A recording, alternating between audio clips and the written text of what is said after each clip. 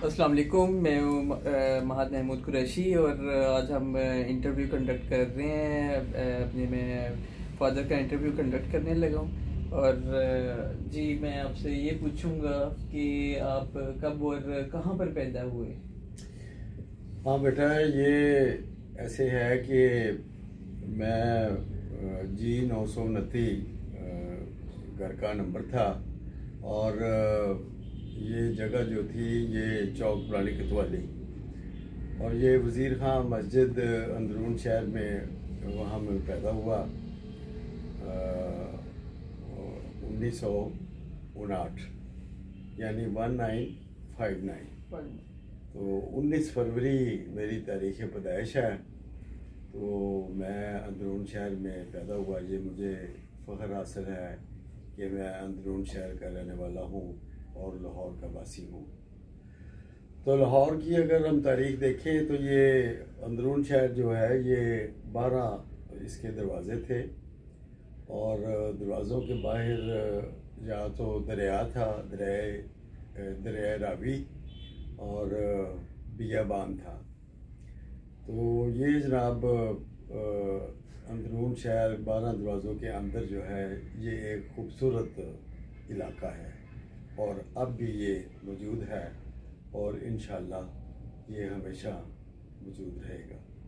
तो आप जो लाइक जनरेशन गैप है उसको कैसे देखते हैं कि पहले ज़माने में कैसे थे, क्या चीज़ें थीं और अब के ज़माने में क्या चीज़ें हैं? बेटा, वक्त के साथ साथ जो है ये चीज़ों का अदल बदल होना, चेंज आने, ये एक नेचुरल सी चीज़ है। जब मैं पैदा हुआ और वहाँ मैंने प्राइमरी की तालीम हासिल की तो हम पैदल ही स्कूल जाया करते थे। तो स्कूल भी कोई इतना दूर नहीं था, तो वो प्राइवेट स्कूल था। तो वहाँ मैंने प्राइमरी तक एजुकेशन हासिल की। उसके बाद मैं गवर्नमेंट मुस्लिम मॉडल हाई स्कूल 69 में मुझे वहाँ दाखिला मिल गया 6th क्लास में। ठीक है। दाखिला बड़ा मुश्किल था और उस दाखिले में पहले टेस्ट हुआ। तो चूँकि उस वक्त जो बड़े स्कूल थे उनमें पहला नाम तो सेंट्रल मॉडल का था और दूसरा नाम मुस्लिम मॉडल का था। दोनों ही जो थे ये बड़े स्कूल थे।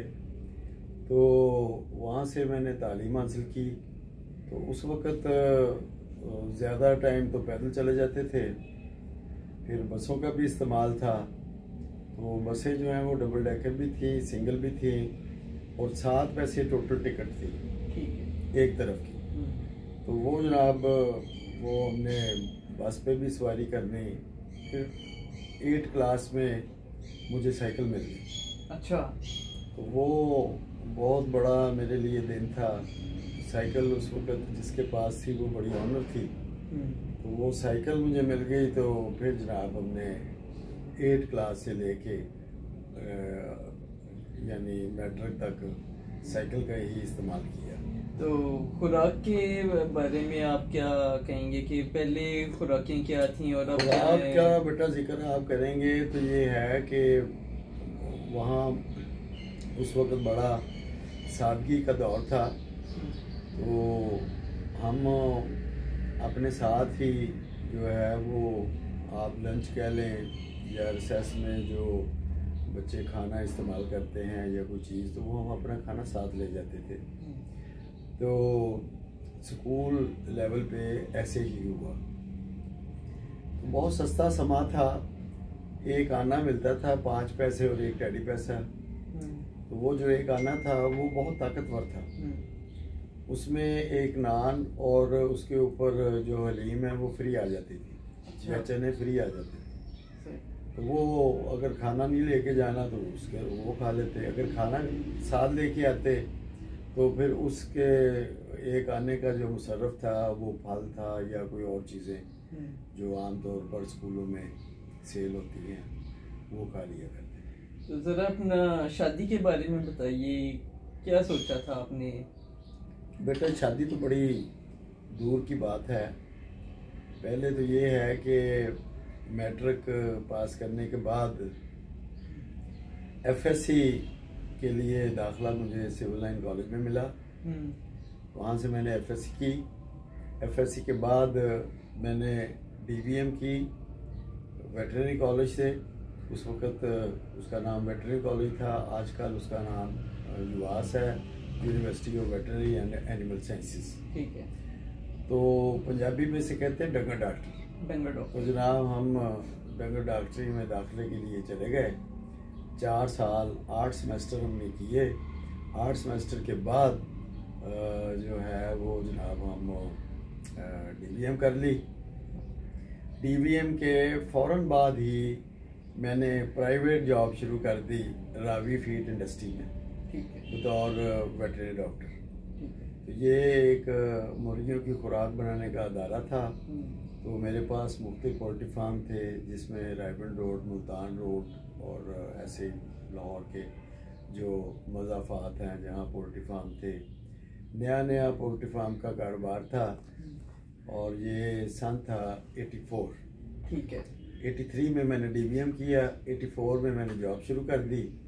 तो फिर मैं 1 साल बाद मैं नेशनल फीड में चला गया। नेशनल फीड जो है ये पंजाब आटा नंबर 1 वालों ने बनाई। हाजी बशीर साहब, अल्लाह ताला उनकी मग़फ़िरत करे, वो मेरे बुज़ुर्ग दोस्त थे।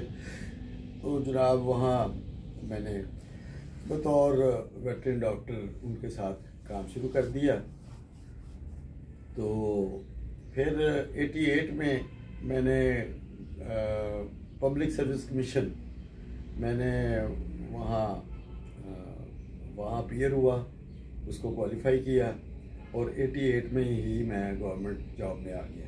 ठीक है। मेरी सबसे पहली जो गवर्नमेंट जॉब थी वो वेटरनरी रिसर्च इंस्टीट्यूट में थी। वहाँ पर मैं मीडिया तैयार किया करता था जो इस्तेमाल होता है मुख्तलिफ टेस्टों में या मुख्तलिफ आप जो रिसर्च करते हैं उसमें। वहाँ मैंने तकरीबन 1 साल मैंने गुजारा। तो उसके बाद मेरी वहाँ से ट्रांसफ़र हो गई और मैं आ गया कामों की वेटरनरी हॉस्पिटल कामों की। ये बड़ा अस्पताल था, वहाँ मैंने कुछ देर काम किया। उसके बाद 2019 में मार्च का महीना था, 18 मार्च 2090 मेरी शादी हो गई। तो शादी के बाद जो है वो फिर मैं अपना उस अस्पताल नहीं गया। तो फिर मैं आ गया पंजाब सिविल सेक्रेटेरिएट। वहाँ सेक्रेटरी लाइफ स्टॉक के साथ मैंने तकरीबन 1-1.5 साल काम किया। तो फिर वहाँ से ही मुझे एडमिशन मिल गया।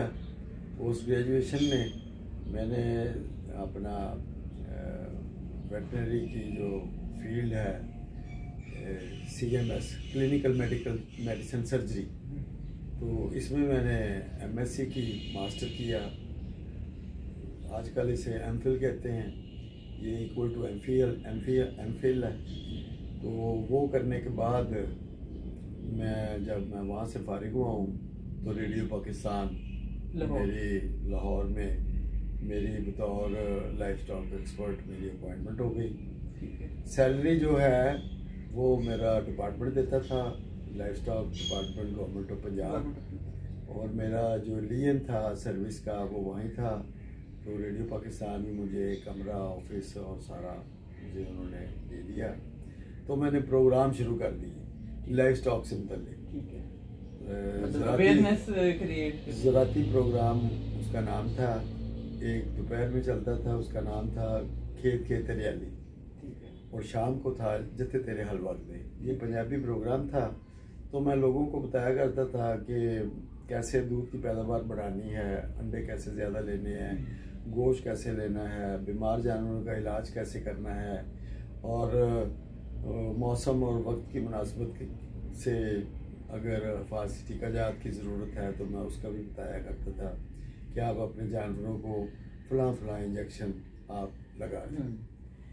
तो आपने कभी अपनी जवानी में सोचा था कि आप एक एंकर पर्सन बनेंगे, PTV हाँ में बेटा, वो ऐसे है कि ये 92 था जब मैं रेडियो पाकिस्तान मैंने ज्वाइन किया। तो सेम ईयर ही मैंने PTV ज्वाइन कर लिया, इसलिए कि रेडियो में मेरी तस्वीर नहीं आती थी।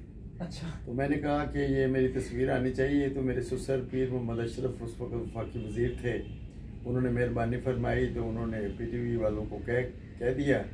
उन्होंने कहा कि जी इसका टेस्ट होगा, अगर टेस्ट में कामयाब हुआ तो हम इसे रख लेंगे, अदरवाइज़ नहीं। तो वो अल्लाह का शुक्र है मैं कामयाब हुआ और मैं 92 में ही मैंने PTV ज्वाइन कर लिया। मुझे पंजाबी का ही प्रोग्राम मिला, सोच विचार। ठीक है। ये करंट अफेयर का प्रोग्राम था, मैंने ये शुरू कर दिया। ये हफ्तावार था और महीने में ये 4 प्रोग्राम होते थे। तो रेडियो और टीवी ये दोनों चीज़ें इकट्ठी शुरू हो गई। तो आपको कितना अभी तक मतलब हो गया है? 25-30 साल हो गए? हाँ बेटा, जो रेडियो पाकिस्तान में मैंने 27 ईयर सर्व किए हैं और PTV में 2022 10 अक्टूबर मुझे 30 साल पूरे हुए हैं। और इस वक्त मैं जो है वो 2 प्रोग्राम कर रहा हूँ, एक सोच विचार और दूसरा जो है वो हरियाली। तो हरियाली जो है ये लाइफ स्टॉक, ज़राअत, फॉरेस्ट, फिशरी डिपार्टमेंट, 14 डिपार्टमेंट हैं, इनके मैं प्रोग्राम आउटडोर करता हूँ। और जो सोच विचार करंट अफेयर का प्रोग्राम है ये मैं इंडोर करता हूँ स्टूडियो में। ठीक हो गया। तो आप होम्योपैथिक डॉक्टर भी हैं, ये होम्योपैथिक का ख्याल कहाँ से आ गया? होम्योपैथिक कैसे है कि जब मेरी सर्विस शुरू हुई तो मैंने वेटरनरी क्लिनिक स्टार्ट कर दिया। तो जब वेटरनरी क्लिनिक स्टार्ट किया तो उस वक्त मेरी रोज़ाना की आमदन 300 रुपया थी। तो महीने का 9000 बनता था। तो जबकि मेरी सरकारी तौर पर ग्रेड 17 की जो सैलरी थी वो 3750 रुपये थी, पैसे बड़े कम थे, इसलिए मैंने साथ अपना वेटरनरी क्लिनिक शुरू कर दिया। उसे आम उर्दू में शफा खाना हैवानात कहते हैं। तो वो 3 साल किया। तो फिर उसके बाद लाहौर में से तमाम बड़े जानवरों को बाहर निकाल दिया, इनखला कर दिया। तो मेरी जो आमदन है वो 300 से कम हो के वो 80-90 रुपये पे आ गई। अच्छा। लिहाजा मैंने होम्योपैथिक कोर्स किया और मैंने होम्योपैथिक कोर्स करके मैंने अपना क्लिनिक बदल लिया। तो फिर मेरी ये जो आमदन थी ये मेरी 500 डेली शुरू हो गई। तो होम्योपैथिक में हर चीज़ का माहिर तो मैं नहीं हूँ, लेकिन ये है कि इन 30 सालों में मैंने कोई 15-20 बीमारियाँ जो हैं ऐसी, उनका जो इलाज होम्योपैथिक में मौसर इलाज है उसके ऊपर मैंने काम शुरू किया और कर रहा हूँ। ठीक है।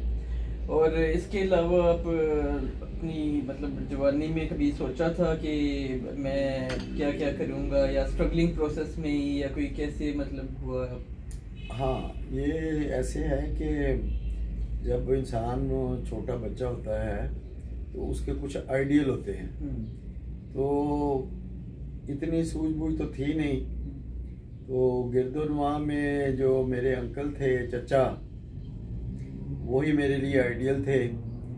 तो मैंने अपने चचा को देखा कि वो बड़े अफसर बन गए हैं और बड़ा अच्छा उनका रहन सहन है, उनकी मेल जोल बड़ा अच्छा है।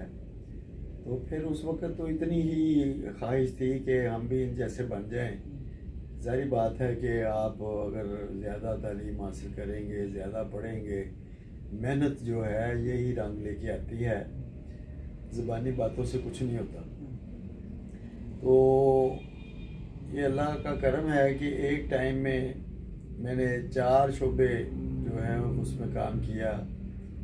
एक ही टाइम में ब्रॉडकास्टर और उसी टाइम में मैं टेलीकास्टर बतौर एंकर पर्सन, वेटरनरी डॉक्टर भी और होम्योपैथिक डॉक्टर भी। तो ये 4 चीज़ों के साथ इंसाफ करना और उसे लेके चलना, ये जोश और जज्बे और मेहनत का काम है। तो जो बच्चे मुझे इस वक्त देख रहे हैं और मैं उन्हें यही कहूँगा कि आप खाली कोई अपना आइडियल ही ना देखें, उसके ऊपर अमल भी करना पड़ेगा, मेहनत भी करनी पड़ेगी। तो चूँकि मुझे मालूम था कि मेरे जो फादर हैं वो ना तो इंडस्ट्रियलिस्ट हैं ना हम ज़मींदार हैं, तो लिहाजा इसी तालीम के बलबूते पे मैंने आगे बढ़ना है। मेरे जो फादर थे वो एडिशनल सेक्रेटरी थे सिविल सेक्रेटेरिएट में, एक बड़ा नाम था, एक काबिल शख्सियत थे। उन्होंने 4 बेटों की परवरिश की बड़े अच्छे तरीके से, रिज़्क़े हलाल में खिलाया। 3 बच्चे डॉक्टर बना दिए, एक इंजीनियर बन गए। तो ये वालिदैन की जो दुआएं हैं वो बड़ी मौसर होती हैं, और वालिदैन की मेहनत, उन्होंने कैसे कैसे हमें तालीम दिलाई। उन्होंने कोई मौसम नहीं देखा, कोई वक्त नहीं देखा, उन्होंने हमारे ऊपर पैसे खर्च किए। जैसे भी हालात थे, यूनिवर्सिटियों तक गए तो वो उन्होंने जो अखराजात किए और जो कन्वेंस के लिए उन्होंने हमें सहूलतें दी। उस वक्त साइकिल भी बहुत बड़ी चीज़ थी।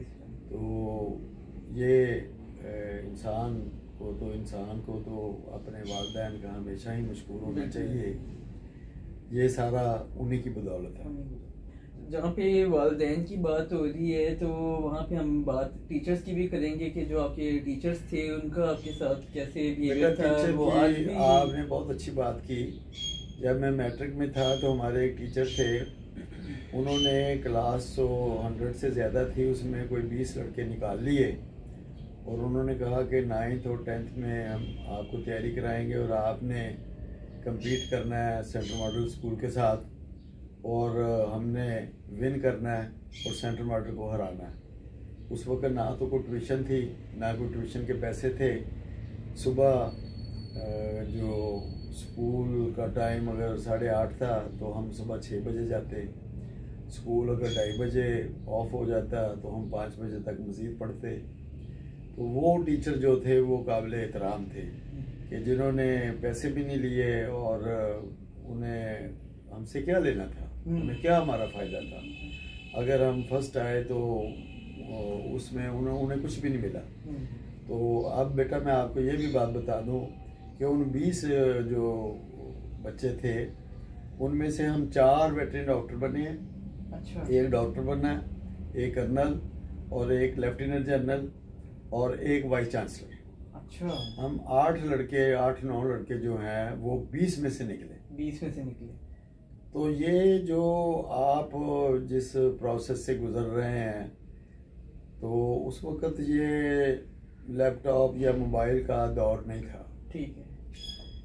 लैपटॉप और मोबाइल ये आप लोगों के लिए एक बहुत बड़ी सहूलत है। तो जो बात थी वो कैसे पहुंचाई जाती थी, मतलब वो जब आप तालीम हासिल करते थे तो उस वक्त लाइब्रेरीज का रवाज था और बुक्स पढ़नी पड़ती थी। अब तो इसके ऊपर आप लिखते हैं तो वो उसी वक्त आपकी चीज़ सामने आ जाती है, चाहे उसे डाउनलोड कर लें। तो इसके भी 2 मतलब इसका 2 हिस्से हैं। एक हिस्सा है कि चाहे आप इससे फ़ायदा हासिल कर लें, तो चाहे इससे आप अपना नुकसान कर लें। बिल्कुल। इसे हर वक्त पकड़ के आप व्हाट्सएप करें, यूट्यूब देखें, तो ये वक्त ज़ाया हो रहा है। बुरी साइड से भी हैं, वहाँ पे चले जाएं, अपनी ज़िंदगी को और ख़राब करें। और एक तरीका ये है कि इसमें आप जो अच्छी चीज़ें हैं, जो आपके काम की चीज़ें हैं, जो आपकी ज़रूरत है, उसे इस्तेमाल करें। जैसे इंसान जब दुनिया में आता है तो एक चीज़ में वो सिर्फ खुद कफील होता है, बाकी उसका कोई अमल दखल नहीं है ज़िंदगी पे। वो सारा कुछ अल्लाह ताला ने अपने हाथ में रखा हुआ है। उसने 2 रास्ते दिए हैं, एक नेकी और एक बदी। अब आपने चुनाव करना है कि आपने कौन सा रास्ता इख्तियार करना है, ये आपका इख्तियार है। हमारा अपने अब आप अगर अच्छाई की तरफ चले जाते हैं तो ये आपकी मर्जी है, आप बुराई की तरफ चले जाते हैं तो अल्लाह पाक तो आपको रोकेंगे नहीं। तो बाकी सब चीज़ों पे अल्लाह का इख्तियार है। एक चीज़ का इख्तियार जो है वो इंसान को जो अल्लाह ने दिया है वो अच्छाई और बुराई का दिया है। ऐसे ये जो जदीद डिवाइसेस हैं, लैपटॉप या आईटी से मुतल्लिक जो भी चीज़ें हैं, इसमें भी आपके पास इख्तियार है। कि आप इसे अच्छा इस्तेमाल कर लें, आप इसे बुरा इस्तेमाल कर लें। जो लोग बुरा इस्तेमाल कर रहे हैं या कर चुके हैं वो दुनिया में रुल जाते हैं। तो और जब रुल जाते हैं, पहले दुनिया की दौड़ थी, अब शदीद दौड़ है। पहले कोई पीछे रह जाता था दौड़ में, अब पीछे नहीं रहता, अब कुचला जाता है। तो अगर हम खेलों की बात करें तो जवानी में आपके कौन से शौक थे जो आप फिजिकल एक्टिविटीज करते हो या कोई जिम शिम जाते हो? बेटा उस वक्त जो था ना वो बहुत सादा लाइफ थी, तो एक्सरसाइज में बहुत ही जो हमें जिस चीज़ का शौक था, पहले तो साइकिलिंग का बड़ा शौक था। अच्छा, साइकिलिंग का। तो वो साइकिलिंग करनी वो भी एक हमारे लिए बड़ी एक्टिविटी थी। ये जब मुझे साइकिल नहीं मिली, अच्छा, उससे पहले की बात है, तो जब साइकिल मिल गई तो फिर शौक कम हो गया। तो वहाँ अब जो बच्चे मुझे देख रहे हैं, शायद उन्होंने गुल्ली डंडा देखा हो या नहीं, लकड़ी की एक इतनी सी गुल्ली stick होती सी, है, तो एक डंडा, तो वो बड़ा एंजॉय करना, फिर एक दूसरे को पकड़ने की वो गेम। तो फिर हॉकी में खेलता रहा हूँ 10th क्लास में। अच्छा। तो हॉकी जो है वो मैंने 1-1.5 साल 2 साल खेली है। तो सुबह एक्सरसाइज के लिए जाना, बाग में जाकर एक्सरसाइज करनी, फिर मैंने वहाँ एक जिम ज्वाइन कर लिया FSC में। ठीक है। जिस्म मेरा बड़ा स्लिम था, दुबला पतला था, मैं चाहता था कि जिस्म ज़रा थोड़ा सा भारी हो, ठीक है, तो वो वेट लिफ्टिंग और वो सारा कुछ वो कर। ठीक है। तो जो आज वाली हम जनरेशन को देखें अगर, तो वो तो मतलब आज वाली नहीं जनरेशन करती जो है बेटा, वो अफसोस के साथ वो तबाही की तरफ जा रही है। उस वक़्त नशा या कोई ऐसी चीज़ें एक्टिविटी नहीं थी, सेहतमंद एक्टिविटी थी। अच्छी खुराक खाने का लोगों को शौक़ था, अच्छी महफिलों में बैठने का शौक़ था, बुक्स पढ़ने का शौक़ था, शेर व अदब का शौक़ था।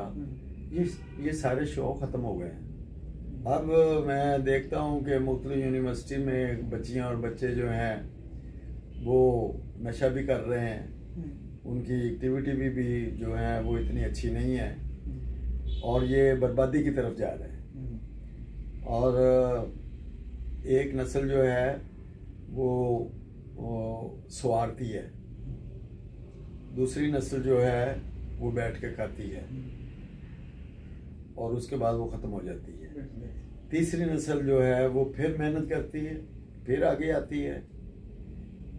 तो आंधी जो है वो क्यों आती है? जिस जगह पे हवा का दबाव कम हो, प्रेशर कम हो, तो मुख्तलिफ जगहों से हवाएं तेज़ी से आ जाती हैं। ठीक है। उसको हम क्या बोलते हैं? आंधी। इसका मतलब है कि वहाँ ज़रूरत थी, तो जो बच्चे जिन्हें ज़रूरत है कि हमने आगे बढ़ना है, वो तो मेहनत करेंगे। जितने भी CSP क्लास है या अपर क्लास है, वो सारी देहातों से क्यों है? मेहनत की है। मैं तो वो लकी आदमी हूँ जो शहर में पैदा हुआ, शहर में मैं सारी ज़िंदगी बसर की, और फिर हम पढ़ गए, वरना शहरों में तो पढ़ने का रिवाज ही नहीं है। अगर बच्चों को हर चीज़ बैठे बिठाए पहले ही मिल जाए तो उन्हें ज़रूरत क्या है पढ़ने की? नहीं पढ़ेंगे। बहुत कम लोग हैं बच्चे जिनके वालिदैन वेल ऑफ होते हैं, और उनके बच्चे भी अपने वालिदैन को, अगर वालिदैन ने 100 स्पीड पे छोड़ा है तो वो 100 से आगे चल रहे हैं। बिल्कुल। तो अगर हम अपनी तरफ देखें तो शुक्र है कि वालिदैन अच्छा उनका ज़रिया मुआश था, तो लेकिन बहुत ज़्यादा भी अच्छा नहीं था। लेकिन ये है कि अगर उन्होंने 50 स्पीड पे हमसे शुरू करवाया, हमने शुरू की अपनी लाइफ, तो 100 पे ले गए, तो अब आप जो बच्चे हैं आपने 100 से आगे जाएंगे। अगर आप 100 से आगे नहीं जाएंगे, आप पीछे आएंगे, 50 या 0 पे आ जाएंगे, नस्लें तबाह हो जाएंगी। तो मैं आपसे और भी मेरे जहन में अब आ रहा है कि जवानी में आपको सैर व तफरीह का तो अभी भी शौक है, लेकिन जवानी में आप ज़्यादातर कहाँ कहाँ पे मतलब गए हुए हैं? बेटा बात ये है कि सैर व तफरीह का शौक जो है वो तकरीबन सबको ही होता है, लेकिन ये होता है अल्लाह ताला की मेहरबानी कि अल्लाह ताला आपको सेहत दे, वक्त दे और वसाइल दे। ये तीन चीज़ें ज़रूरी हैं। अगर आपके पास वसाइल नहीं है तो सैर क्या करनी है, बिल्कुल सैर व तफरीह क्या करनी है। बिल्कुल। अगर सेहत नहीं है तब भी नहीं आप जा सकते, बिल्कुल। अगर आपके पास वक्त नहीं है तो आप तब भी नहीं जा सकते। तो मैं वो खुश नसीब बंदा हूँ कि मेरे ऊपर अल्लाह ताला की इनायात हैं कि मुझे ये तीनों चीज़ें हमेशा ही मुयस्सर रही हैं।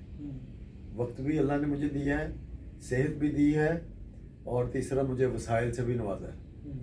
तो फिर मैंने सैर भरपूर की है, शुमाली इलाका जात और जो भी आप पाकिस्तान की जगह कहेंगे, लेकिन माशाल्लाह पाकिस्तान तो बहुत बड़ा है, सारा तो मैंने फिर भी नहीं देखा, लेकिन जितना भी मुमकिन हो सका काफिरस्तान तक मैं गया हूँ।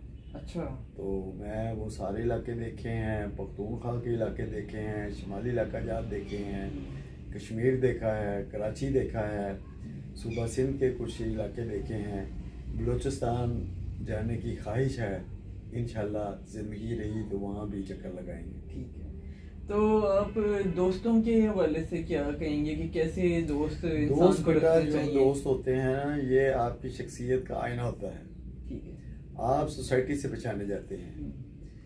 दोस्ती जो है ये आपके जानने वाले मिलने वाले तो बहुत होते हैं, लेकिन दोस्त एक दो ही होते हैं जिनसे आप दिल की बात कर लें, और दोस्त वही होता है जिसके साथ आपकी केमिस्ट्री मिलती हो। अगर दोस्त आपका जुआरी है, शराबी है, जानी है, आपकी केमिस्ट्री नहीं मिलेगी। अगर आप ही इस वसफ के मालिक हैं तो वो नमाजी परहेजगार है तो वो केमिस्ट्री नहीं मिलेगी। तो लिहाजा दोस्त एक जैसे होते हैं जो आपकी तबीयत के होने चाहिए और होते भी वैसे ही हैं। तो कोशिश करनी चाहिए कि बुरी सोसाइटी से आप बचें। बुरी सोसाइटी से क्यों बचें, ये बहुत बड़ा सवाल है। अच्छा, एक इसलिए कि जब आप बुरी सोसाइटी में इन्वॉल्व हो गए तो वो जो भी बुरा काम करेंगे तो वो आपको भी मजबूर करेंगे, आप ना चाहते हुए भी एक दिन वो काम करने में मजबूर हो जाएंगे। फिर अगर आप कुछ भी ना करें, आप उनके उन कामों में शामिल ना हो, अगर वो कोई डाका जनी या किसी चीज़ में पकड़े जाते हैं तो वो आपका नाम भी ज़रूर आएगा कि वो चूँकि आपके दोस्त हैं, पुलिस आपको भी पकड़ के ले जाएगी। ठीक है। लिहाजा ऐसी बुरी सोसाइटी से दूर रहना बेहतर है। तो हम मतलब मैं देखता हूँ कि हम जो लड़के हैं तो वो मतलब पेरेंट्स के साथ शेयर नहीं करते हैं, तो दोस्तों के साथ फौरन जाके शेयर कर लेते हैं। तो इसके बारे में क्या कहेंगे कि क्या देखिए बेटा बात ये है कि दोस्त जो है वो बहुत अच्छी चीज़ है, नेमत है, लेकिन जो कुछ बातें हैं, जो ज़िंदगी का जो असूल है या आप अपनी राहें मुतय्यन करनी चाहते हैं तो उसमें आपके वालिदैन से बेहतर कोई नहीं है। ये वो रिश्ता है जिससे कोई लालच नहीं है। तो बच्चों को एहसास उस वक्त होता है जब वालिदैन दुनिया से चले जाते हैं। ये वो रिश्ता है जिससे कोई लालच नहीं है, जिन्होंने अपने बच्चों को हमेशा अच्छी राय देनी है, अच्छा मशवरा देना है और अच्छी समझ की तरफ ही लेके जाना है। लिहाजा वो बच्चे ज़्यादा कामयाब हैं जो अपने वालिदैन से मुशावरत रखते हैं और ज़िंदगी के साथ साथ मुशावरत में शामिल रखते हैं और उन दोस्तों से मुशावरत करते हैं जो अच्छा मशवरा देने वाले बंदे हों, जो खुद ही इंसान ना हो, इंसान ही ना हो, उसमें हैवानों जैसी चीज़ें पाई जाएं, तो वो क्या आपको मशवरा देंगे, क्या वो आपकी इस्लाह में आपकी मदद करेंगे। लिहाजा उन लोगों से दूर रहना बेहतर है। तो अब लास्ट में मैं आपसे ये पूछूंगा, सारी बातें तो हो गई भी हैं, अब ज़रा दीनी तरफ भी आ जाते हैं। तो आपने जब उम्रा किया, हज किया, हमें भी करवाया, तो क्या मतलब क्या आपके एक्सप्रेशन थे, कैसे ये हुआ सारा प्रोसेस? बेटा एक तो मैं बड़ा मशकूर हूँ अपने वालिदैन का, उन्होंने बचपन में मुझे कुरान पाक जो है वो मैंने पढ़ लिया, तो फिर मुख्तलिफ औकात में पढ़ता रहा। मैं तकरीबन 8वीं जमात 9वीं जमात से मैंने सूरह यासीन पढ़नी शुरू की। मैं रोज़ाना सूरह यासीन पढ़ के स्कूल या कॉलेज जाया करता था, ठीक है, यूनिवर्सिटी तक। अच्छा। फिर उसमें इजाफा हो गया, मैंने सूरत फतह शुरू कर दी। अच्छा। जब मैंने सूरत फतह शुरू की तो मुझे फतह ही मिलती गई। ठीक है। मैं मिट्टी को भी हाथ डालूं तो वो भी सोना हो जाए। तो वो फिर कुरान पाक से मैंने बड़ी मदद ली, चूँकि कुरान पाक ही वाहिद किताब है जो सच्ची किताब है, जो अल्लाह का एक पैगाम है इंसान को, और अल्लाह और उसके नबी पाक सल्लल्लाहु अलैहि वसल्लम, तो ये हकीकतें हैं। तो जो लोग कुरान पाक का सहारा लेते हैं, कुरान पाक पढ़ते हैं, और कुरान पाक खाली पढ़ना नहीं, उस पर अमल करना इंतहाई ज़रूरी है, और उसको समझना भी ज़रूरी है। अगर खाली आप अरबी पढ़ेंगे और आपको उसके मायने नहीं पता तो उसका फ़ायदा कोई नहीं है। तो लिहाजा वो मेरी ज़िंदगी का मिशन रहा है और मिशन है, और अभी भी मैं जो कुरान पाक की सबसे बड़ी सूरत है और बड़ी ताकतवर सूरत है, जिसे अल्लाह पाक ने उसे कुरान पाक में यानी स्टार्ट ही उससे किया, सूरत रहमान। तो ये देखें कि अपना ये बहुत बड़ी बात है। तो जब आप नहीं, सूरत बकरा, सॉरी, सूरत बकरा जो है ये कुरान पाक की पहली सूरत है और 2.5 पारे की है। तो फिर आप अभी बच्चे थे, छोटे थे आप, तो मैं 3-4 साल के हो गए। तो फिर मैंने अल्लाह से दुआ की कि मैं अपने बच्चों के साथ रोज़ा रसूल देखना चाहता हूँ और अल्लाह का घर। तो अल्लाह ने मेरी बात कबूल की और मैंने 6 टिकट लेके 2004 में मई का महीना था, बड़ी गर्मी थी, तो मैं आप बच्चों के साथ तो मैं चला गया मक्का और मदीना, नबी का शहर। तो ये मतलब फाइनेंशियल स्टेटस कोई होता है अमल दखल के? फाइनेंशियल स्टेटस बेटा, फाइनेंशियल स्टेटस बनाना पड़ता है। बैठ के बातें करके आपके फाइनेंसिस नहीं होते। मेरा ज़िंदगी का एक ही मोटो रहा है कि महंगाई का रोना मत रोएं, अपने वसाइल बढ़ाएं। मैंने 18 से 20 घंटे काम किया है। अब आखिर में मैं अपने बच्चों को, जो मेरे बेटे के दोस्त हैं, क्लास फेलोज़ हैं, मुझे जानते हैं या नहीं जानते, मैं आप सबका अंकल हूँ। तो मैं यही कहूँगा कि आपने बच्चों, आपने मेहनत करनी है। आपके पेरेंट्स जो भी हैं, जैसे भी स्टेटस में हैं, वो आपको, आपकी तरक्की को देखना चाहते हैं, और तरक्की तब भी मुमकिन है जब आप मेहनत करेंगे। अगर आपने मेहनत ना की तो यकीन कीजिए कि मैंने पहले भी कहा है कि ये जो दुनिया की दौड़ है, इसमें पहले तो आज से 30-40 साल पहले लोग पीछे रह जाते थे, अब पीछे नहीं रहते, अब कुछ ले जाते हैं। लिहाजा आगे बढ़ें, अच्छी दोस्ती पैदा करें, अच्छे दोस्तों की सोसाइटी में रहें, तालीम हासिल करें। अगर आप ज़िम्मेदार या आपके पेरेंट्स जो हैं वो सनतकार हैं, तो फिर भी तालीम हासिल करें, चूँकि जो बेहतर तालीम है, अच्छी तालीम है, वो इंसान को एक बेहतर इंसान बनाती है। बहुत शुक्रिया। तो जी, इसके साथ ही आज का जो इंटरव्यू है वो ख़त्म होता है, और मुझे आपके टाइम का बहुत ज़्यादा शुक्रिया पापा कि आपने मुझे एक टाइम दिया अपने मसरूफियत से निकाल के। तो आई होप कि आप सबको भी अच्छी लगी होगी सारी जो इंटरव्यू है, इसके अंदर जो सारी बातें हैं, जो लाइफस्टाइल है। तो इसके साथ ही आज का जो इंटरव्यू है वो ख़त्म होता है। इजाज़त दीजिए, अल्लाह बेली।